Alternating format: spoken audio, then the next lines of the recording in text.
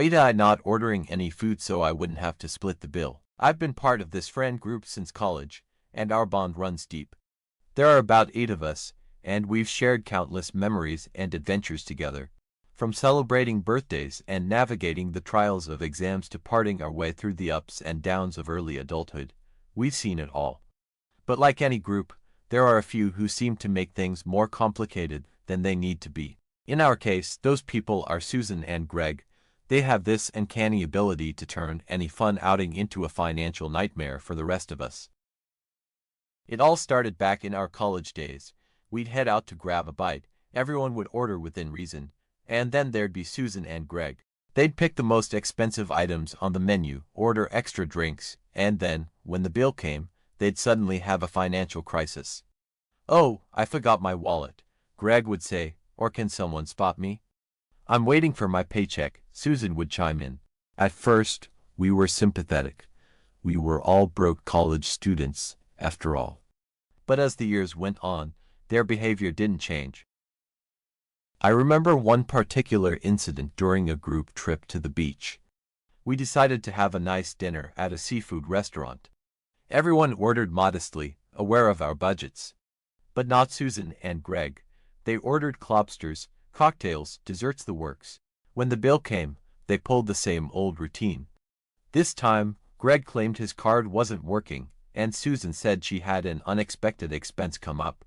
We all ended up chipping in to cover their portion. It was frustrating, but we let it slide, thinking it was a one-time thing. But it wasn't. It never was. Over the years, these incidents piled up. There was the time at Sarah's birthday dinner when Greg ordered an expensive bottle of wine and then conveniently had to leave early, sticking us with the bill. Or the time at the new sushi place when Susan claimed she was short on cash after ordering enough food to feed an army. Each time, they had an excuse, and each time, we ended up paying more than our fair share. Last weekend, Dan, one of the guys from the group, told me about a casual dinner that was being planned. Now, Don's a good friend, and I usually enjoy these get-togethers, but I made it clear that if Susan or Greg were going to be there, I'd rather skip it. Dan, being the peacemaker he always is, tried to convince me to come, saying it would be good to put my differences aside just this once. Reluctantly, I agreed, but I had a plan. We all showed up at the restaurant, and, as expected, the conversation was lively. When it came time to order, everyone went around and picked their dishes. Most people chose meals that cost around $40, a reasonable amount for a nice dinner, but then it was Susan and Greg's turn. True to form, they went all out, each ordering dishes that cost around $200. They didn't even blink as they rattled off their selections, and I could feel my irritation rising. When it was my turn to order, I simply pointed to the $4 Miller Lite on the menu and sent the waiter away. Everyone looked at me, especially Dan, who asked why I wasn't ordering any food. I shrugged and said I had lost my appetite. 2 of our other friends followed suit, canceling their orders and opting for just drinks. The atmosphere grew tense, but I didn't care. I was done playing along with this charade. The main courses arrived, and I watched Susan and Greg dig into their lavish meals. I sipped my beer, feeling a small sense of satisfaction. When the check came, Greg, with his usual audacity, tried to split the bill 6 ways. I immediately corrected him, saying it should be split 3 ways since 3 of us hadn't ordered any food. Greg looked at me in disbelief, arguing that we always split the bill evenly. I reminded him that things were different this time because 3 of us only had drinks. The reality of the situation hit Dan hard. He was stuck with a $146.98 check, while his own meal had only cost around $50. I watched his jaw drop as he picked up the receipt. I slid a $10 bill towards the check to cover my drink, said my goodbyes, and walked out, leaving behind a storm of confused and angry faces. The next morning, my phone was blowing up with messages from Greg and Susan. They called me every name in the book, saying I was an asshole for not ordering food and making them pay more. I couldn't help but laugh. The irony was too rich.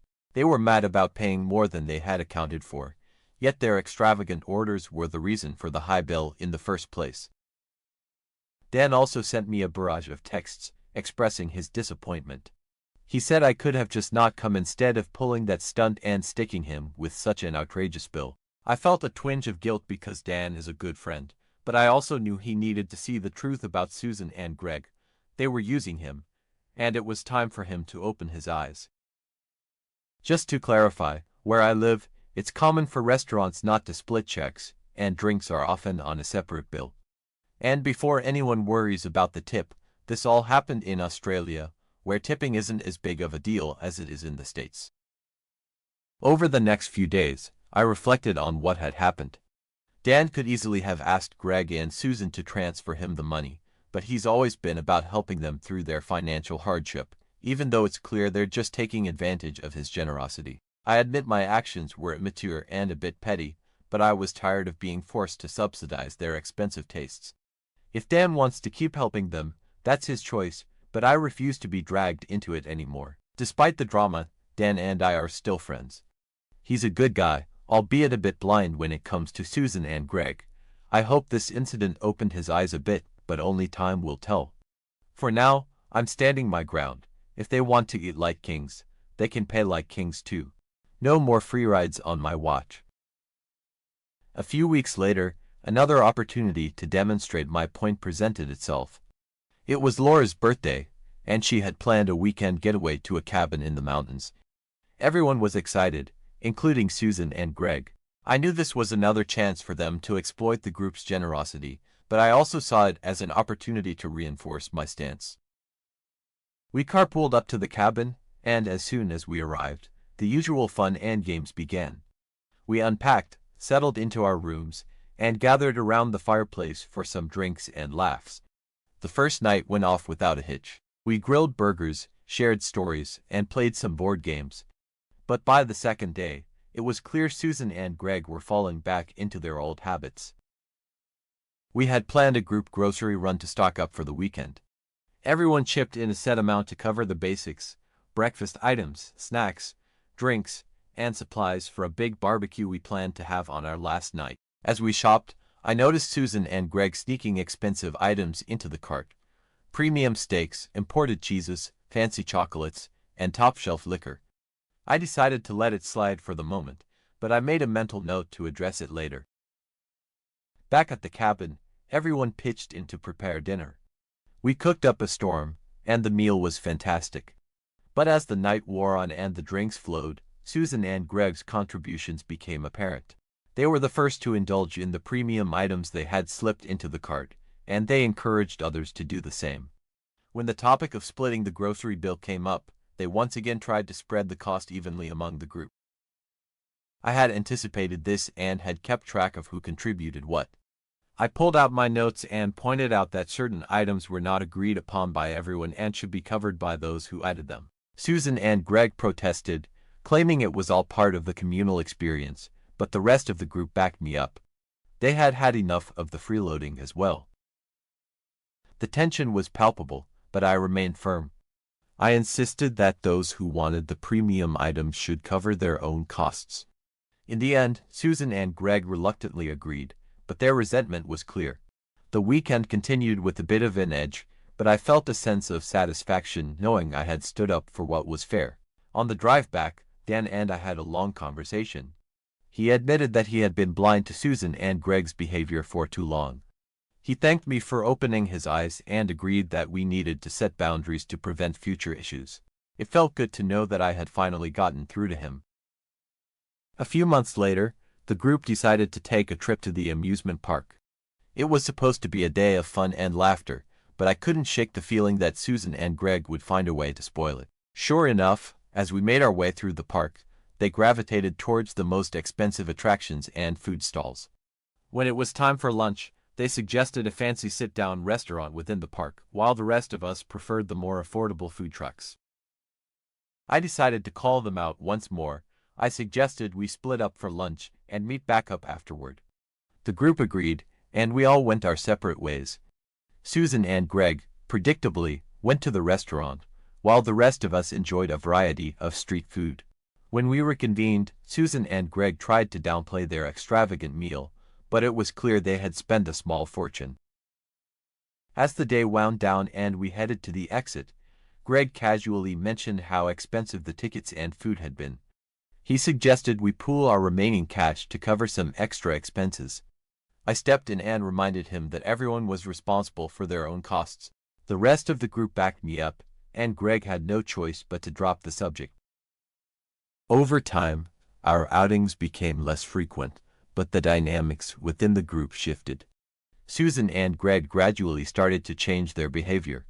They still had their moments, but they were more mindful of their actions. They realized that the group was no longer willing to tolerate their freeloading ways. Years passed, and our lives evolved.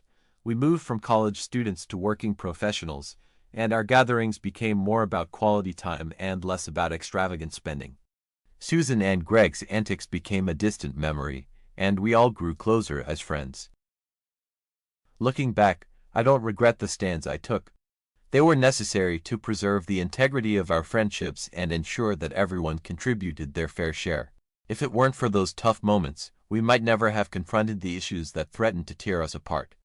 And in the end, those confrontations led to growth, understanding, and stronger, more honest relationships.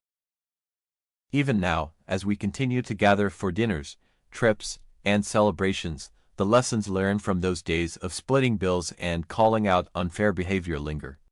We've all grown and changed, but the bonds we forged through those trials have endured. And for that, I'm grateful.